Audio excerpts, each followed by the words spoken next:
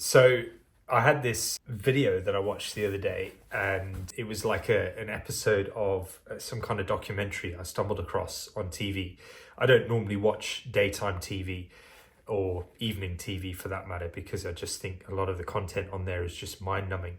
But this particular video or this particular documentary was of a woman who was a celebrity in the UK. She's one of these like Love Island type celebrities. And she wanted to explore how much money she could make out of leaking a story about herself.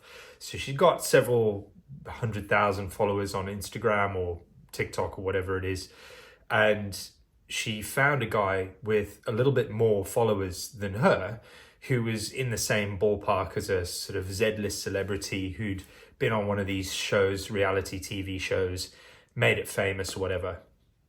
She then gets together with him, and what they do is they have several meetups where they go on dates and they hire a photographer to take pictures of them, and then they take that information or they take those photos and they sell those photos to the press through the photographer, who then makes some money off it. And then off the back of that, they get media coverage in the newspapers and the tabloids, and the tabloids then promote, obviously this relationship that they seemingly have out of just nothing, just pictures, like basically just gossip, right? Gossip column stuff. And she did a whole series of these shoots with the photographer, like different dates that she was going on with this chap. She had absolutely no relationship with him. He was just a friend or someone she knew from celebrity world, if you will. And they created and fabricated this whole storyline of them being together. By the end of the episode, she had spoken to her accountant, and the accountant had said, look, if you continue with this relationship for another year and pretend to be together or whatever, you could actually make about 250, 300,000 pounds each.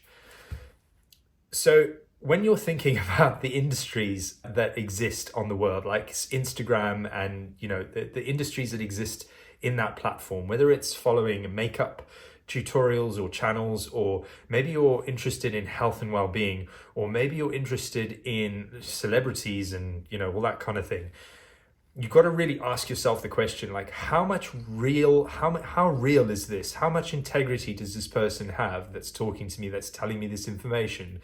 Because I can guarantee you there's some real bullshitters out there. And it just blows my mind. There was another incident this week I can't talk about because it's just too close to home. But it just made me realize that a lot of people will sell you something just because they're getting paid to sell you something, and not because they believe in something. And when it comes to your health, the most fundamental thing you can do is really invest wisely in your health with people who have integrity, who have strong principles and morals.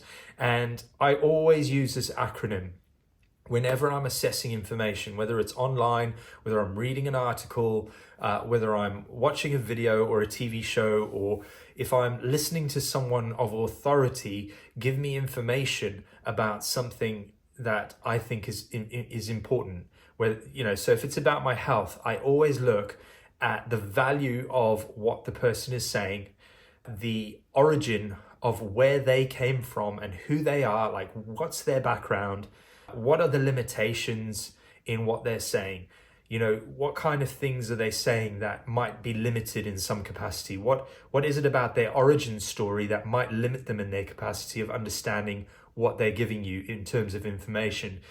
And also what is the purpose of the information that you're consuming?